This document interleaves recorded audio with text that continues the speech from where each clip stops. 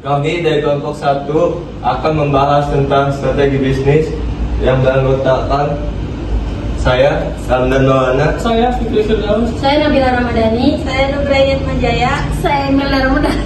Saya Amanda Putri. Saya Naila Goni Hakila. Langsung saja kita mulai presentasi. Yang pertama yaitu pengertian akan dibawakan langsung oleh Ramdan. Di sini ada pengertian. Menurut Dilhon dan KU 2012, bisnis adalah sebuah teknologi untuk mengembangkan proses bisnis yang terdiri dari proses internal seperti sumber daya manusia, sistem keuangan dan administrasi, serta proses eksternal seperti penjualan dan pemasaran, penyediaan barang dan jasa, dan juga hubungan dengan pelanggan.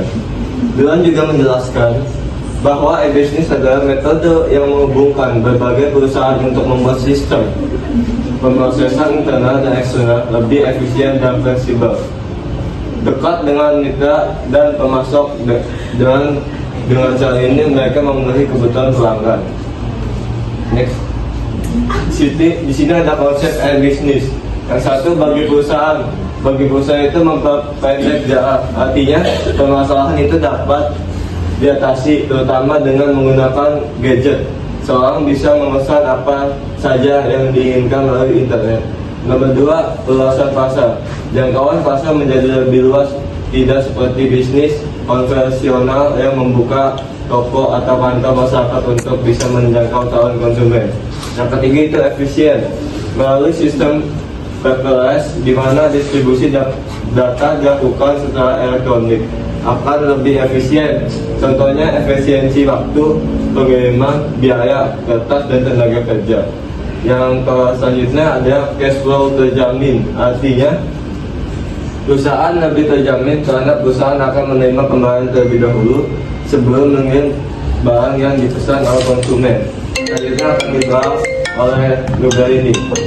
Selanjutnya itu ada yang kedua itu konsep e-bisnis bagi konsumen. Di antaranya yang pertama yaitu efektif. E-bisnis memudahkan konsumen untuk bisa memilih barang yang akan dibeli dengan hanya melalui katalog yang disediakan secara online. Yang kedua yaitu biaya terkendali.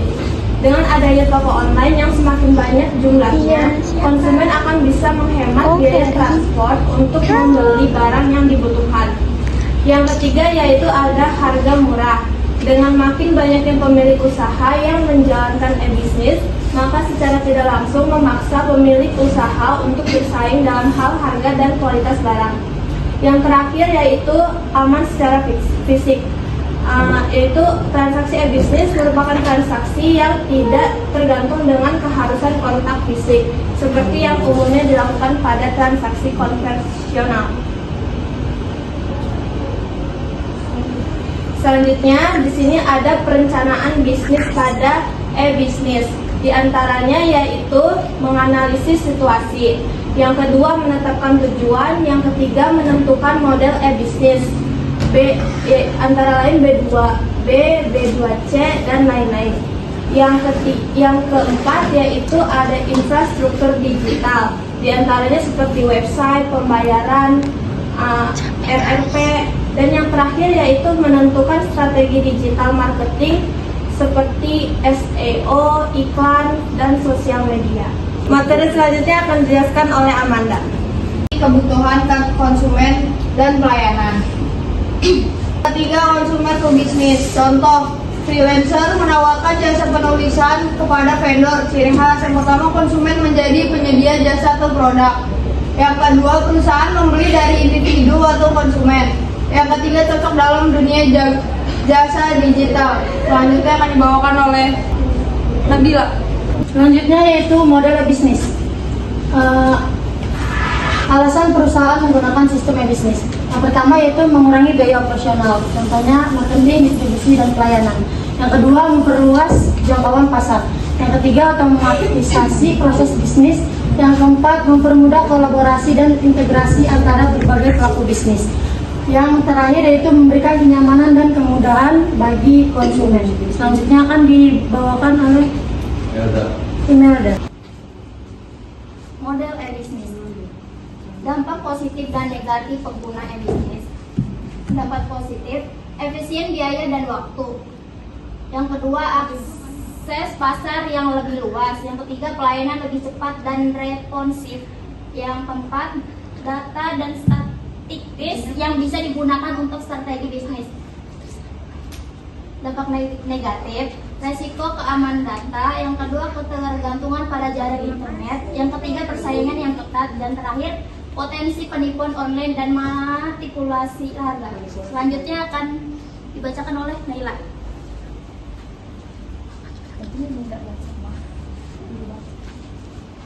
Selanjutnya yaitu yang keempat, ruang lingkup e-bisnis. Ada 4 W. Yang pertama, what, who, where, dan why. Yang pertama itu what. E-bisnis adalah segala transaksi bisnis yang dilakukan secara elektronik. Cakupannya lebih luas dari e-commerce. Yang kedua yaitu who, melibatkan agen, bisnis, konsumen, pegawai, pemerintah, keluarga, dan tampilan web. Yang ketiga yaitu where, bisa dilakukan di mana saja selama ada gadget dan koneksi internet.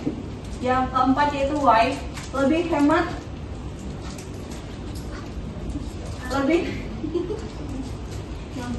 yang keempat yaitu lebih hemat biaya, fleksibel, dan memperluas peluang bisnis.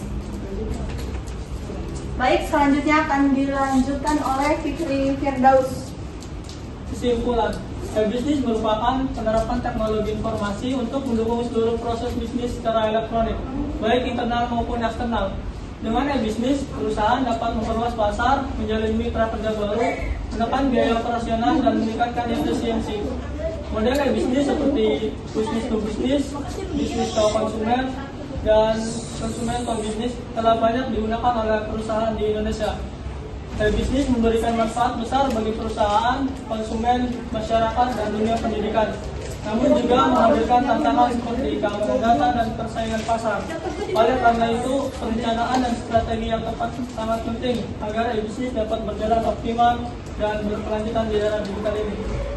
Sekian presentasi dari kelompok kami, kurang lebihnya mohon maaf. Wassalamualaikum warahmatullahi wabarakatuh.